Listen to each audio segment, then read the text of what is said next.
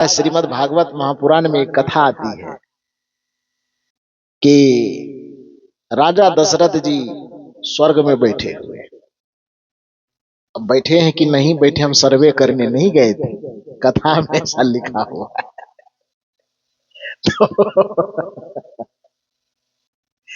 तो स्वर्ग में बैठे हुए थे। संजोग की बात है कि निरीक्षण करने के लिए दुर्वासा ऋषि गए, तो घूमते घूमते देखा कि दशरथ जी मायूस होकर के बैठे हुए।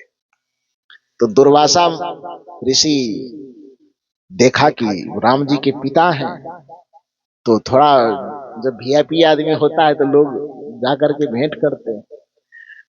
तो देखा कि भाई दशरथ जी बैठे, वो भी उदास बैठे। तो दुर्वासा ऋषि गए दशरथ जी के पास बैठे, और दुर्वासा ऋषि पूछते हैं दशरथ जी से, इतना चिंतित क्यों है, क्यों परेशान है? दुर्वासा ऋषि ने, ये राजा दशरथ जी ने कहा कि हम परेशान इस वजह से नहीं है कि हम मर करके यहां आ गए हैं, बल्कि हम परेशान एक चीज को लेकर के कि जहां तक हमें स्मरण है बहुत ज्यादा बुरा हम नहीं किए थे, जिसके कारण से भरी जवानी में हमारी तीनों पत्नी विधवा हो गई। जिस बेटे को हम राजगद्दी देना चाहते थे वो बेटा वनवास चला गया। जिस बेटे के लिए ये वनवास की प्रक्रिया घटी वो भी राजगद्दी नहीं भोग रहा, वो भी अयोध्या से 14-15 किलोमीटर दूर नंदीग्राम में बैठा हुआ है। गए हैं कोई नंदीग्राम की? नहीं गए हैं, नहीं गए अभी तक। जहां राम जी का जन्मभूमि है अयोध्या में, जिस जगह मंदिर बना है उससे 14 किलोमीटर दूर नंदीग्राम है, जहां पर भरत जी रह करके वहां से राजकाज चलाते। मुझे जाने का मौका मिला है, मैं गया हूं। तो वहां पर बैठे हुए हैं। एक तो वनवास का कष्ट ही राम के लिए काफी था, और उसमें भी, उस कष्ट में भी और भयंकर कष्ट हो गया कि सीता का हरण हो गया। अब राम जी विकल होकर के दर दर भटक रहे हैं, बहू वहां परेशान, बेटा वहां परेशान, तीनों विधवा पत्नी वहां महल में परेशान, एक बेटा वहां जंगल में नंदीग्राम में वैसे परेशान। तो पूरा परिवार इतना तबाह हुआ। आखिर क्या गलती किया गया था मेरे द्वारा, क्या बुरा हुआ मेरे परिवार के द्वारा, ये इतना भयंकर दुख। और कुछ हमको दुख मिले तो हम मान लेते हैं कि राजा होंगे, किसी को गलत फैसला सुनाए होंगे, मिर्गा तिरगा मारते रहते थे, तो उसके परिणाम में दुख आया जी। तो मान लेते हैं कि हमसे कुछ भूल चूक हुआ होगा तो उसका सजा मिल गया। ये भी मान लेते हैं कि कौशल्या से, कैकेयी से, सुमित्रा से कोई गलती हुई होगी, इसलिए उनको दुख मिल गया। तो इतना दूर तक तो बुद्धि समझने के लिए तैयार है। लेकिन राम के जीवन में इतना भयंकर दुख है, जहां तक बचपन से मैं राम को देख रहा हूं, सपने में भी कभी किसी का बुरा न किया है, न बुरा सोचा है, लेकिन फिर भी उसके जीवन में इतना भयंकर दुख। योग बन रहा था राजगद्दी का, योग बन गया कौन चीज का? वनवास का। संजोग बन रहा था राज सुख भोगने का, तो यहाँ पर दर दर भटक रहा है, वृक्ष से, लता से, वनस्पति से पूछ रहा है कि मेरी पत्नी को कौन ले गए। तो ये भयंकर पीड़ा जो है, एक तो जंगल की पीड़ा ही भयंकर पीड़ा है, और जंगल में जाकर के भी कम से कम पत्नी भाई के साथ रहते तो थोड़ी संतुष्टि होती, लेकिन वहां पर भी तो और विकल था। तो हमारे जीवन में दुख आया, हमारी पत्नी के जीवन में दुख आया, हमारा परिवार बिखर गया। ये दुख मान लो कि थोड़ी देर के लिए हम समझ सकते हैं कि कुछ जाने अनजाने हमसे बहुत अपराध हुआ होगा, जिसके परिणाम में ये दुख हमें मिला है। लेकिन एक बात मेरी बुद्धि को नहीं पच रही है कि राम जी सपने में भी कभी किसी का बुरा ना सोचे होंगे, फिर भी उनके जीवन में इतना भयंकर दुख क्यों है? हालांकि ये कहानी कहने की मुझे कोई जरूरत नहीं थी, लेकिन कर्म विधान क्या होता है, कर्म विधान की बात से सामान्य आदमी की बात कौन कहे, जिसे भगवान कह करके हम पुकारते हैं, उसको भी उस कर्म तंतु के, वितस्य तंतु विततम के अधीन कैसे आना पड़ता है, इसको समझाने के लिए कहानी कहना पड़ेगा। कहूं कि ना कहूं? कहूं?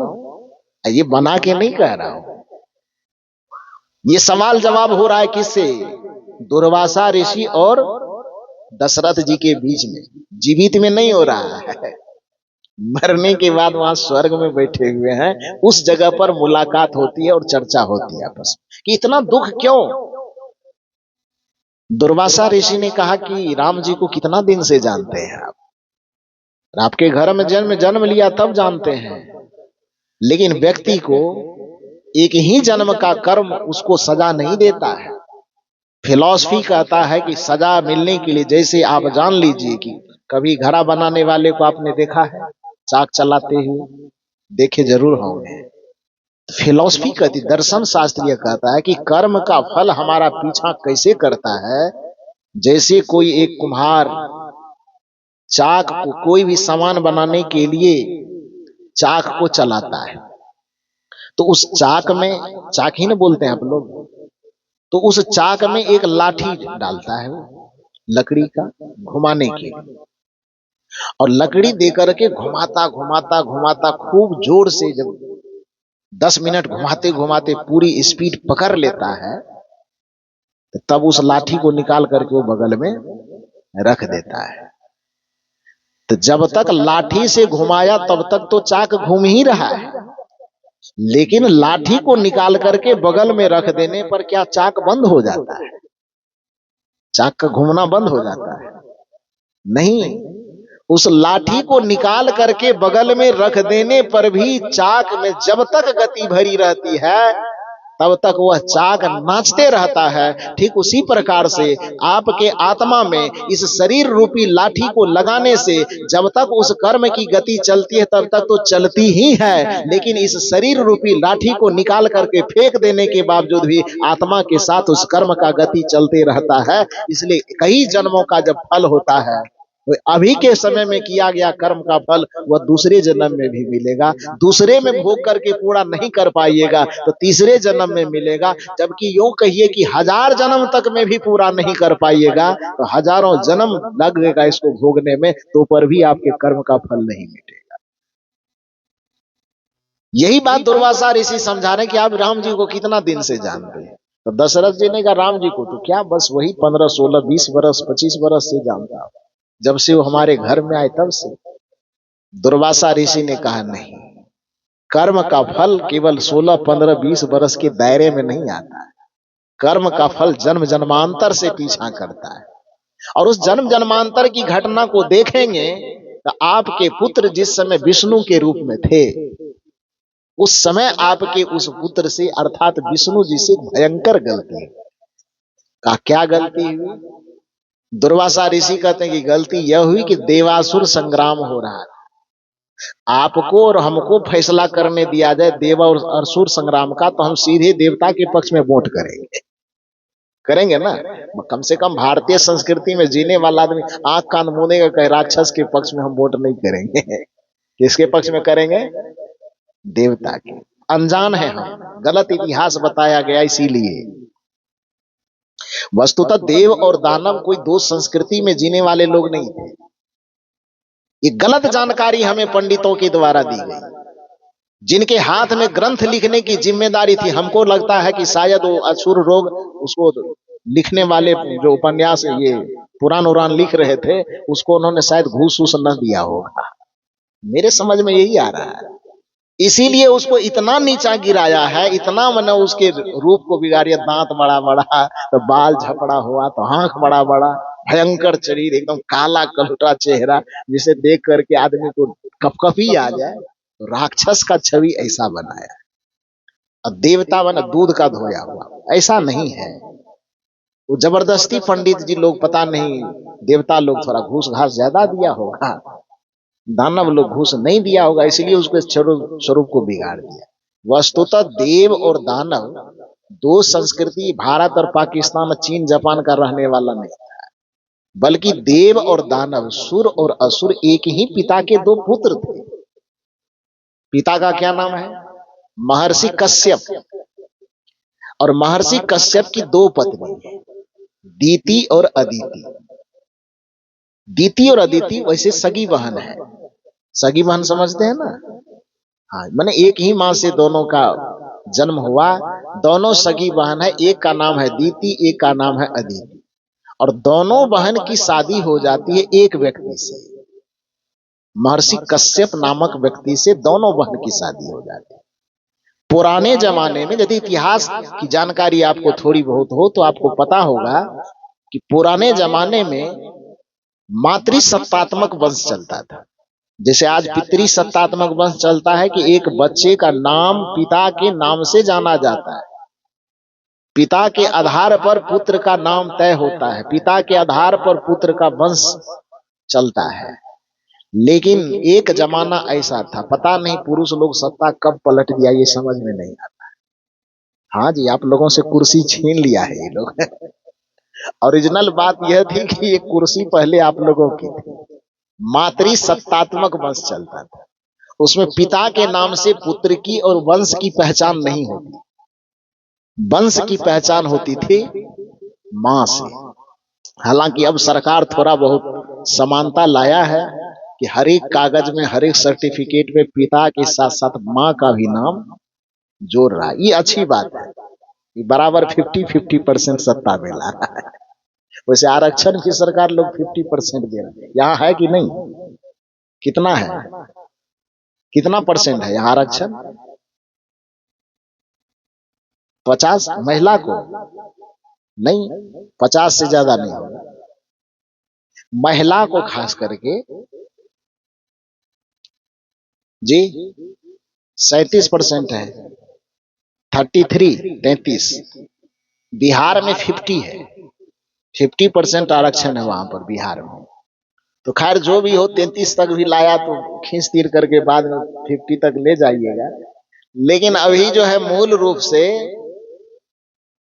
सरकारी दस्तावेजों में मातृ पितृ दोनों सत्ता को नियंत्रण में ला करके हर एक कागज में लगभग मां का नाम और पिता का नाम, दोनों का नाम दिया जाने लगा, और ये अच्छी बात है, होना भी चाहिए।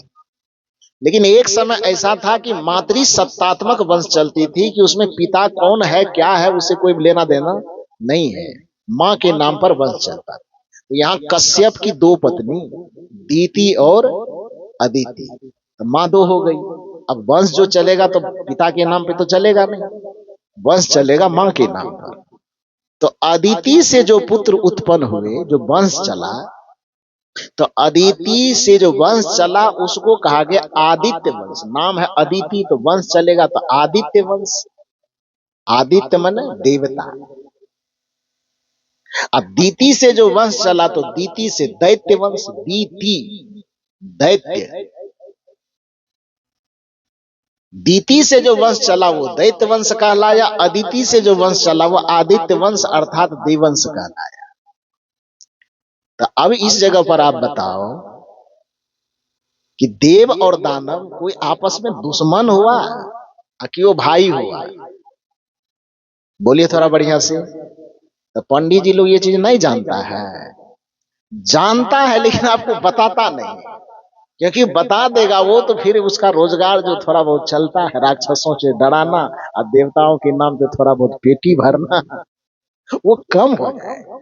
कबीर साहब इस चीज को जानते थे, इसीलिए ना इतना वो कहते थे कि क्या देवी देवता के नाम पे आदमी को बड़गला रहे हो भाई, क्यों राक्षसों से डरा रहे हो कि ये करोगे तो राहु ये कर देगा, केतु ये कर देगा, फलना कर देगा। सब राक्षस के भयंकर भयंकर रूप बना बना करके आदमी को डराता है, अब देवताओं के नाम पे लालच देता है। अब डर और लालच दोनों का दिखा करके जिस भी तरह से होता है उसका आर्थिक, चारित्रिक, मानसिक, वैचारिक हर एक तरह से शोषण करता है। खैर, मूल बात हम ये कहना चाहते थे कि देव और असुर, हम और आप अभी जान रहे हैं कि वो दो संस्कृति, दो विचारधारा में जीने वाले लोग थे। देवता मने बढ़िया और दानव मने खराब। लेकिन असल बात यह है कि वो दो विचारधारा, दो संस्कृति की लड़ाई नहीं थी। देव और दानव की लड़ाई किस लिए होती थी? अब एक पिता ने जितनी संपत्ति कमाई है, जो नाम कमाया है, जो पद कमाया है, जो पब्लिक कमाया है, तो स्वाभाविक बात है कि जब दो माँ के बच्चे निकले, दो बिरादरी निकली, तो स्वाभाविक है कि बराबर बराबर हिस्सा लेगा ना। देवता लोग चालाकी करता था, वो चालाकी करके किसी को सपोर्ट में खड़ा करके उसका धन अपहरण कर ले, 3 डेग में पूरा जमीन लिखवा लिया वामन भगवान ने। कहा 3 जग करने के लिए 3 कदम जमीन चाहिए, और केवला होने के लिए गया तो उसका सब संपत्ति लिखा लिया। इसको कथा बना करके कह दिया गया कि 3 पग में पूरा ब्रह्मांड नाप लिया। देवता क्षमा कीजिए, ऐतिहासिक दृष्टिकोण से यदि आप इसका अध्ययन करेंगे तो वस्तुतः वो कोई भगवान या कोई राक्षस वाला कोई कहानी नहीं, बस इतनी सी बात है कि बड़ा भाई थोड़ा तेज तर्रार था जो देवता कहलाता था, और छोटा भाई सीधा सरल दूसरे पिता का पुत्र था, छल कपट करके उसका धन अपहरण कर लेता। तो छोटका वाला क्या करेगा? आरती उतारेगा। ये दौ पेच भी करके जो भी जैसे होगा उसका छीनबीन करेगा। तो देव और दानव का ये संग्राम है, मतलब 2 भाइयों का संग्राम। तो पौराणिक दृष्टिकोण से इसको न देख करके थोड़ा ऐतिहासिक दृष्टिकोण से इसको देखने का प्रयास कीजिए। तो अब चूंकि ये कहानी में कह रहा था, क्या विष्णु जी के बारे में बता रहे हैं कि जब आप राम जब तक आपके पुत्र हैं तब से आप जान रहे हैं, लेकिन जिस समय में आपके पुत्र विष्णु के रूप में थे उस समय में एक बार देव और असुर का संग्राम हुआ। तो आज के नजरिए से उस देवासुर संग्राम को मत देखिएगा, जो पंडित जी ने आपको दिखाया है उस नजरिए से आप देवासुर संग्राम देखेंगे तो हम तो मैंने सीधी सी बात कहेंगे कि हम देवता के पक्ष में खड़े हो जाए, यही न कहिएगा। लेकिन मेरी निगाह से, इस मंच के निगाह से थोड़ा देखिए कि उस देव और असुर के संग्राम को आप 2 संस्कृति 2 विचारधारा से न जोड़ करके बस एक पिता के 2 पुत्र के नजरिए से देखिए। तो उस जगह पर आप देखेंगे तो क्या करना पड़ेगा आपको? उचित अनुचित न्याय अन्याय देखना न पड़ेगा। दोनों भाई का विवाद है, विष्णु जी को विवाद सुलझाने के लिए बुलाया गया, लेकिन पता नहीं देवताओं की तरफ से विष्णु जी को भी कुछ मिला होगा मोटा रखा। उचित फैसला न करके और उन्होंने क्या किया, असुरों के खिलाफ जाके एकदम, सुदर्शन तो रहता ही था, पूरा धराधर एकदम असुरों का गला काटते चला गया। तो बेचारा असुर लोग जब पराजित होने लगे तो भागे। उसमें 2 असुर अपना जान बचा करके भागे। भागते भागते भागते भागते, प्राण किसको प्रिय नहीं है भाई? धन संपत्ति बाद में हो जाएगी, जीवन पहले बचे। तो अपना जीवन बचाने के लिए भागे, भागते भागते भागते भागते एक जंगल में गए। जंगल में वहां पर एक आश्रम झलका। उस आश्रम के आगे में एक बूढ़ी माता कुछ बना रही होगी। वो आश्रम किसका था? महर्षि भृगु का। किसका आश्रम था? भृगु। और महर्षि भृगु कहीं गए होंगे स्नान वगैरह करने के लिए, अगल बगल कुटिया में बैठी हुई थी महर्षि भृगु की पत्नी, कुछ काम कर रही थी। तो वो जो दोनों भाई राक्षस थे असुर, भागते भागते अपने प्राण बचाने के लिए बस उसी कुटिया के पास चले जाते। अब महर्षि भृगु की पत्नी से हाथ जोड़ करके कहते, माते मेरा प्राण संकट है, मेरे प्राण की रक्षा कीजिए। क्योंकि आज मैंने कहा कि आप और हम जानते हैं कि देव और असुर अलग अलग चीज है, लेकिन भृगु की पत्नी तो जानती होगी ना कि 2 भाई का लड़ाई है। तो वहां भाई के लड़ाई है तो उसको तो वहां पापी और पुण्यात्मा तो झलकेगा नहीं। वहां तो ये दिखेगा कि एक भाई के लड़ाई में कमजोर पड़ गया, दूसरा भाई इसको मारने के लिए आ रहा है। तो वहां पर महर्षि भृगु की पत्नी कहती, अच्छा फैसला बाद में करेंगे, आश्रम है ये, आश्रम में आ गए हो तो आश्रम में आने वाला जो हर एक व्यक्ति होता है वह अतिथि के तुल्य होता है। और हमारी सनातन संस्कृति कहती कि अतिथि देवो भव, अतिथि देवता होता है। दूसरी बात कि आप यहां पर आए हो और हमारी इस ऋषि की परंपरा कहती है आत्मरक्षितो धर्म, आत्मा की रक्षा करना, किसी प्राणी के प्राण की रक्षा करना, इससे बड़ा धर्म, इससे बड़ा भक्ति कुछ नहीं होती। इस दृष्टिकोण से एक तो बिना बताए आप हमारे यहाँ आए हो तो भी हमारे भगवान हो। दूसरी बात कि आप यहाँ आकर के अपने प्राणों की रक्षा करने के लिए हमसे गुहार लगा रहे हो, निवेदन कर रहे हो, और इस परिस्थिति में यदि हम तुम्हारे प्राण की रक्षा न कर सके तो हमसे ज्यादा पापी, हमसे ज्यादा अधर्मी कोई नहीं होगा। इसलिए तुम जाओ, जब तक मैं जिंदा हूं मेरे कुटिया में छिप जा, जब तक मैं जिंदा हूं भगवान की बात कही, भगवान का नाना भी आ जाएगा तो तुम्हारा कुछ नहीं बिगाड़ सके, कुटिया में छिप जा। व्याकुल तो था ही डर से, गया गया कुटिया के अंदर छिप गया। अब बदहवास स्थिति में उधर से विष्णु जी खदेड़ते आ रहे हैं, खदेड़ते खदेड़ते वो भी गेट पर आए। महर्षि भृगु की पत्नी कुछ काम कर रही थी मगन होकर के, तो विष्णु, वो तो बेचारी तो सब चीज जान ही रही है, पहले तो वो बता ही दिया, फिर भी विष्णु जी सामने में आए तो अनजान भाव से देख रहे हैं, कौन है आप? तो विष्णु जी ने कहा हम विष्णु हैं। कहा इधर किस लिए आए हैं? आपके तरह नहीं ना होगा जो आरती लेके खड़ा रहेगा। क्योंकि वो जानते थे कि देव और दानव बस दो विचारधारा में जीने वाला लोग है, आप और हम उसको जबरदस्ती भगवान बना दिए। तो विष्णु जी को महर्षि भृगु की पत्नी पूछती आप कौन? का विष्णु। क्या काम था इधर आए हैं? विष्णु ने कहा कि बस दो असुर इधर इस रास्ते से भागे हैं, वो आपकी कुटिया में आया है क्या? झूठ नहीं बोलिए, ऋषि की पत्नी है, संत की पत्नी है, सांच बराबर तप नहीं, झूठ बराबर पाप, जाके हृदय सांच है ताके हृदय आप। या वो ऋषि पत्नी होने के नाते जानती थी, झूठ नहीं बोली। कहाँ आए हैं, कहाँ है वो दोनों? विष्णु जी ने कहा मेरी कुटिया में विश्राम कर रहे हैं। तो उसके बाद विष्णु जी कहते हैं कि निकालो उसको। महर्षि भृगु की पत्नी ने कहा आप कौन? कहा मेरा नाम विष्णु है। कहा यदि आपका नाम विष्णु है तो आपकी दादागिरी विष्णु लोक में चलेगी, ये भृगु की कुटिया है, यहाँ तो आपकी दादागिरी नहीं चलेगी।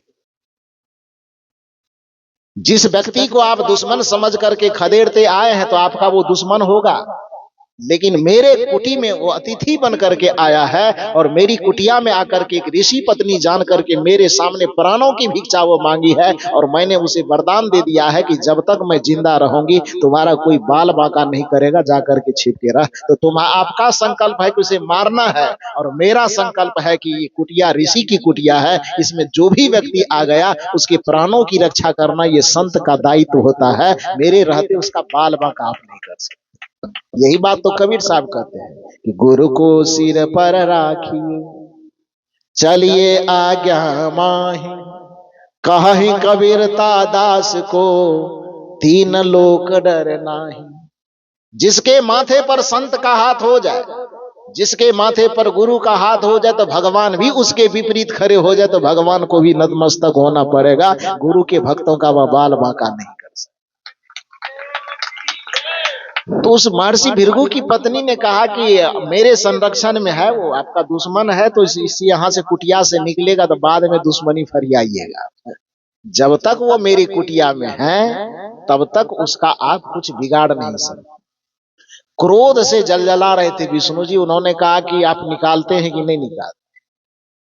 महर्षि भृगु की पत्नी ने कहा कि एक बार पूछेंगे तो भी वही जवाब होगा, और 100 बार पूछेंगे तो भी वही जवाब होगा। जब तक मेरा प्राण है आप उसका कुछ नहीं बिगाड़ सकते। विष्णु जी भी अपने जिद पर, उन्होंने कहा निकालते हैं कि नहीं? भृगु की पत्नी ने कहा कि वही तो कहे, जब तक मेरा प्राण है उसका कुछ नहीं बिगड़ेगा। क्रोध में इतने उतावले थे विष्णु जी कि उचित अनुचित कुछ विवेक विचार नहीं, क्योंकि नियम यही कहता है कि क्रोधाद भवति सम्मोह, सम्मोहात स्मृति विभ्रमः, स्मृति भ्रंशाद बुद्धि नाशो, बुद्धि नाशात प्रणश्यति। गीता में श्री कृष्ण ने कहा है कि जब आदमी के पास क्रोध का उबाल आता है तो उसके उचित और अनुचित विचार करने की शक्ति, निर्णय करने की शक्ति खत्म हो जाती है, और जिसके बुद्धि में उचित और अनुचित का विचार ही खत्म हो गया उसका प्रणश्यति, उसका अंततः नाश होना सुनिश्चित है। यही विष्णु जी के साथ हुआ। क्रोध इतना उबल रहा था कि उस उबाल में, क्रोध के उबाल में वह यह समझ ही नहीं पाया कि ऋषि की पत्नी क्या कह रही है। उसके उचित अनुचित पर विचार किए बगैर सुदर्शन निकाला और जोर से इतनी तेज धार से मारा कि भृगु की पत्नी का गला ही काटा। और भृगु की पत्नी का गला कटा तो जोर से चित्कार मचाई, शरीर धर उधर गिर गया, सर लुढ़क करके उधर गिर गया, खून की धारा इतनी बही कि पूरा कुटिया एकदम खून से भर गया। पत्नी की चित्कार को सुनकर के भृगु जी जो उधर बैठे हुए थे, कहीं या तो स्नान करते होंगे या जो कुछ भी काम करते होंगे, उसके कान तक जैसे आवाज गई, भृगु ऋषि उधर से दौड़े दौड़े आए, कुटिया के सामने आते हैं तो कुटिया में देखते हैं कि हमारी पत्नी तो लहूलुहान होकर के गिरी हुई, गर्दन उधर है, सर उधर है, धर उधर है, खून की धार पूरे आश्रम में। बदहवास हो गए। बदहवास होकर के पत्नी का कटा हुआ गला अपने गोद में उठाता है और रोते रोते पूछता है, कौन पापी है, कौन अधर्मी है? आखिर मेरी पत्नी आज तक किसी चींटी तक को नहीं मारी, कोई गुनाह नहीं किया, बिना गलती का आखिर किसने इसका गला काट दिया? कौन वो अधर्मी है? थोड़ा सामने में आए। ये पुकार पुकार करके जब बहुत बार बार कह रहे थे तो विष्णु जी बगल में सर झुकाए खड़े थे, क्योंकि कोई कितना बड़ा हिटलर हो, जब उससे गलती हो जाती है तो उसका ब्लड प्रेशर सीधे एकदम डाउन हो जाता है, तुरंत ठंडा। तो विष्णु जी की गर्मी अब शांत हो गई थी, क्योंकि पाप कर चुका था। और जब भृगु जी उधर चिल्ला चिल्ला करके कह रहे हैं तो विष्णु जी सर झुकाए खड़े हैं। 2 बार 4 बार भृगु जी के गरजने पर विष्णु ने कहा कि भगवान, जिस पापी की आप तलाश कर रहे हैं वो पापी मैं ही हूं। भृगु जी ने कहा, आप, दुनिया तो आपको भगवान कहती, ये कौन सा भगवान पना है? आप पालनकर्ता कहलाते हैं, ये पालनकर्ता का यही काम है। क्या किया आपने? मेरी पत्नी का गलती बता दो कि गलती क्या किया उसने, क्या गुनाह था? अपनी जीवन भर किसी चींटी तक को नहीं मारा, फिर भी उसका गला आपने काट दिया। आप तब कहना बंद हो गया।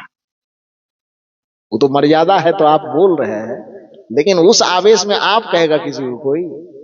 जितना अभद्र हो सकता था, जितनी भड़ास निकाली जा सकती थी, सारी भड़ास उसके ऊपर में निकालते निकालते उन्होंने कहा कि अब तो मेरी पत्नी मर गई, इसके वियोग में हम जिंदा नहीं रह पाएंगे, तो हम भी प्राण छोड़ रहे हैं। लेकिन अपना प्राण छोड़ने से पहले जा रे विष्णु, मैं तुझको श्राप देता कि तुम्हारी पत्नी की, जैसे मेरी पत्नी की कोई गलती नहीं थी, उसके बावजूद भी तूने उसका गला काटा, तरपा तरपा करके मार दिया। अब मैं उसके वियोग में मैं भी तरफ तरफ करके मर रहा हूं, तो जा, मैं जो तुझे श्राप देता हूं कि अगले जन्म में तुम्हारी भी पत्नी की कोई गलती नहीं रहेगी, फिर भी तुम्हारे वियोग में तुम्हारी पत्नी तड़पेगी, और जैसे मैं तरफ के मर रहा हूं, तू भी अपनी पत्नी के वियोग में तरफ तरफ करके मरेगा। और यही श्राप विष्णु को मिला, जो राम की जन्म में उसको भुगतना। सामान्य संविधान के नियम में भी मर्डर केस की सजा कितना होता है? मर्डर वाला जब केस में फंसता है तो उसकी सजा कितनी होती है? आजीवन कारावास कहा जाता है, लेकिन काट छाट के 14 वर्ष में शायद पूरा होता है ना। लेकिन हालांकि अब तो शायद कानून बदल गया है, आजीवन का मतलब जब तक जीवन बचे तब तक। पता नहीं क्या हुआ, उतना हम नहीं जानते। श्री राम जी को उस सजा, कर्म का सजा भुगतना पड़ा। ये कहानी में बना करके नहीं कह रहा हूं, ये पंडितों के पुराणों में ही ये कथा कही गई है। और ये कथा कौन सुना रहे हैं? ये मत कहिएगा कि अभय साहब सुना रहे हैं। ये कथा दुर्वासा ऋषि सुना रहे हैं। किसको? महाराज दशरथ को। कहां सुना रहे हैं? स्वर्ग में बैठ करके राजा दशरथ को कह रहे हैं कि जिस समय विष्णु थे, विष्णु के रहते हुए उन्होंने ऐसी घटना को अंजाम दिया था जिसके परिणाम में राम का जन्म लेकर के उस कर्म का फल उसको भुगतना पड़ रहा है। इसलिए हे महाराज दशरथ, आप ज्यादा चिंता मत कीजिए। इस संसार में किसी के भी जीवन में सुख अथवा दुख होता है तो वह दूसरे का दिया हुआ सुख और दुख नहीं होता है। आपके बेटे के जीवन में केकई ने कोई दुख नहीं भरा, बल्कि केकई तो एक माध्यम मात्र बनी, बल्कि आपके बेटे राम ने अपने ही किए हुए पूर्व के गलत कर्मों के परिणाम में ये सजा पाई है, जिसको उसको जंगल जंगल भटकना पड़ रहा है। मेरा मूल रूप से कहना यह था कि प्रकृति के नियम के अधीन, प्रकृति में जीने वाला, चाहे वह सामान्य मनुष्य हो, चाहे कोई भगवान कहलावे कि अवतारी कहलावे कि परमात्मा कहलावे, इस संसार में जो कोई भी आएगा उसे प्रकृति के नियम के अधीन जीना होगा। इसलिए अपने कर्म को कभी मत बिगाड़िए। मैंने कहा कि आदमी के जीवन में 2 कारणों से दुख है। एक चित्त में विकार होने के कारण, और दूसरा बिगड़े हुए कर्म के कारण। यदि कर्म बिगड़ा है वर्तमान में तो स्वाभाविक है कि आपका भाग्य भी बिगड़ जाएगा। यदि कर्म वर्तमान में बिगड़ा है तो स्वाभाविक है कि आपका प्रारब्ध भी बिगड़ जाएगा, आपका नसीब भी बिगड़ जाएगा। और यदि उस प्रारब्ध के बिगड़े होने के कारण आप वर्तमान में अच्छा भी करोगे और फिर भी यदि आपके जीवन में दुख पीड़ा परेशानी आ रही है तो फिर आप दोष देते हो ग्रह को, नक्षत्र को, और उसको सीधा करने के लिए हाथ में अंगूठी पहनते हो, तो गला में चेन पहनते हो, तो धागा बांध, काला धागा, लाल धागा, काला टीका, लाल टीका, पता नहीं क्या क्या प्रयोग करते हैं। लेकिन वो कोई काला टीका, कोई धागा, कोई मंत्र, कोई जंतर कुछ नहीं बचा पाएगा, क्योंकि वह दोष, वह दुख ग्रह और नक्षत्र के कारण नहीं आ रहा है। वह दुख, वह दोष आपके ही किए हुए कर्म जो अब भाग बन चुके हैं, उस भाग्य के कारण आपके जीवन में दुख आ रहा है। यदि उस बिगड़े हुए भाग्य को आप बदलना चाहते हैं तो उसका उपाय अंगूठी पहनना या ताबीज पहनना नहीं है। उसका एक उपाय है। एक तो आप हृदय से पश्चाताप करो, हे सदगुरु, हे गुरु, हमसे जो पूर्व में जाने अनजाने गलती हो चुकी उसके लिए क्षमा करो, ये प्रायश्चित करना है। और इसका दूसरा प्रायश्चित करते हुए दूसरा काम क्या करना, यदि कोई आदमी आपको रोते हुए मिले और आप उसके लिए कुछ कर सकें तो ऐसा करो कि उसके आंख से आंसू पोंछा चला जाए। यदि कोई प्यासा आदमी मिले तो बिना निर्लोभता पूर्वक, बिना कोई कामना के उसे पानी पिलाओ। यदि कोई भूखा मिले तो बिना किसी कामना के उसे भोजन कराओ। यदि कोई निर्धन छात्र नहीं पढ़ पा रहा है और आपके पास सामर्थ्य है तो उस सामर्थ्य का सदुपयोग करके, यदि उसको सहयोग करके, आपके धन से यदि कोई गरीब विद्यार्थी पढ़ करके ऊंचे पद पर, अच्छे जगह पर जीवन जीने के लिए चला जाता है तो समझ लेना कि आपके पाप कटने का वो अवसर मिल रहा है आपको। ये काम करने से आपका पाप कटे। यदि कोई गरीब, कोई लाचार, कोई विवश, कोई दुखी, कोई परेशान व्यक्ति आपके सामने आ जाए तो आप घमंड में अपने सीने को चौड़ा मत करें कि हम बहुत दाता हैं इसलिए हम उसको दे रहे हैं, बल्कि आप उस सदगुरु का, परमात्मा का धन्यवाद कीजिए कि हे भगवान, हे गुरु, हे परमात्मा, आपने वो अवसर प्रदान किया कि आपने जो मेरे पास योग्यता संपदा दी है उसको किसी के देने लायक बनाया है। तो आज ने आप वो अवसर दे दिया कि सामने में कोई आ गया, इसीलिए मैं उसे दे रहा हूं ताकि मेरे जीवन का बोझ थोड़ा हल्का हो, मेरे मन का विकार थोड़ा हल्का हो, मेरे मन का पाप थोड़ा हल्का हो और हमारा जीवन भविष्य में सुखी हो सके। इसलिए वो देने के समय में जिसको दे रहे हैं उस पर रोब मत दिखाइए, बल्कि उसको विनम्रता पूर्वक प्रणाम कीजिए कि आप आए हैं तो हमें कुछ देने का अवसर मिला है, मौका मिला है, इसलिए आपको बहुत बहुत धन्यवाद है।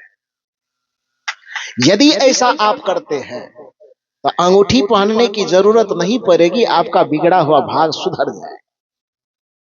यदि आप किसी प्यासे को, प्यासे मतलब केवल आदमी नहीं, कोई प्राणी मिले, तड़प रहा हो, विकल हो, परेशान हो, वो परेशानी का वजह चाहे जो हो, कुछ भी वजह हो, उसके परेशानी को, तकलीफ को दूर करने में आपके जीवन का क्षण यदि लगता है, आपके जीवन का अर्थ यदि लगता है, तो समझ लेना कि आपके पाप के घटने का, आपके पूर्व में किए गए अपराध को घटने का और उस अपराध के फल से मुक्त होने का अवसर अब आपके सामने आ गया है। तो अंगूठी पहनो न पहनो, प्यासे को पानी जरूर पिलाओ। ताबीज पहनो कि न पहनो, किसी भूखे को भोजन जरूर कराओ। यदि आप कुछ करो न करो, कोई पूजा करो न करो, पाठ करो, सरस्वती पूजा आई, मुझसे लोग पूछते हैं सरस्वती पूजा करना चाहिए कि नहीं करना चाहिए। मैं कहता हूं बिल्कुल करना चाहिए, लेकिन करने का तरीका थोड़ा बदल।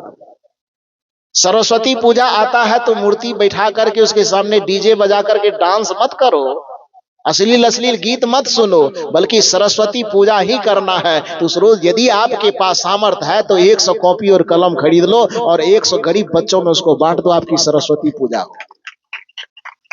दुर्गा पूजा करना चाहिए कि नहीं करना चाहिए? बिल्कुल करना चाहिए, लेकिन तरीका थोड़ा सा बदलो।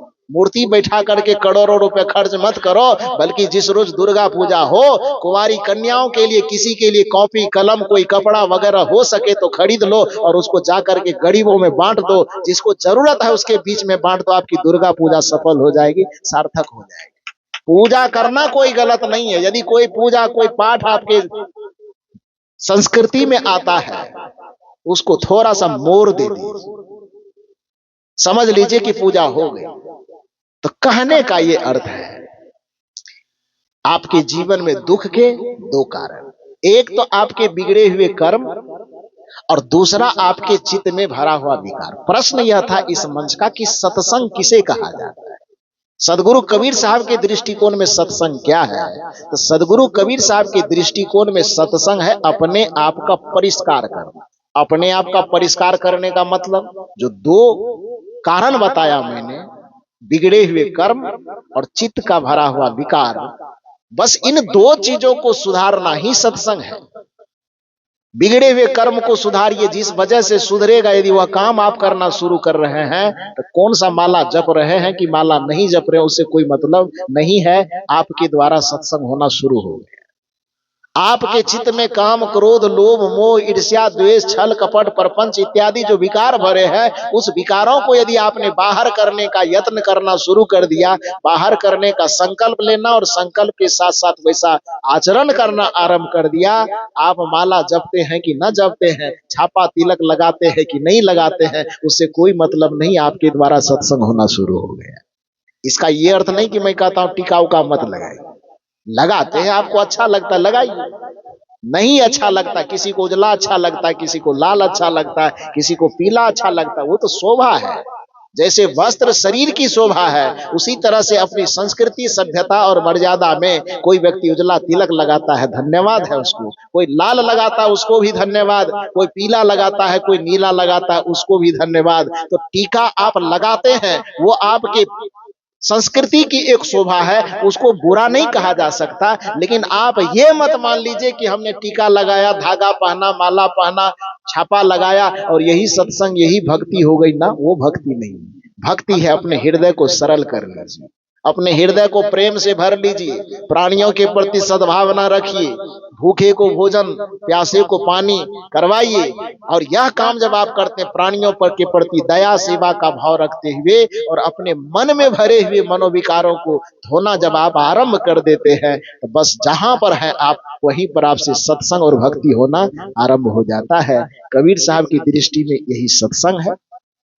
और इससे ऊपर उठ करके थोड़ा आत्मा का शोधन करना, विकारों से जैसे मुक्त करेंगे, आत्मा अपने मूल स्वरूप में लौटेगा और आत्मा का मूल स्वरूप में लौट आ जाना ही परम शांति की प्राप्ति कहलाता है, परमानंद और ब्रह्मानंद की प्राप्ति कहलाता है। तो मूल रूप से आप समझिए कि सदगुरु कबीर साहब की दृष्टि में सत्संग क्या है, इस पर थोड़ा बहुत विवेचन मैंने किया। एक साखी जिसकी पूरी व्याख्या तो अभी नहीं हो पाई, अगले सत्र में भी इसको थोड़ा बहुत छू लेंगे। वह साखी क्या है कि आपा तजे हरि भजे, नख सिख तजे विकार, सब जीवन से निर्वैर रहे तो साधु मता है सार।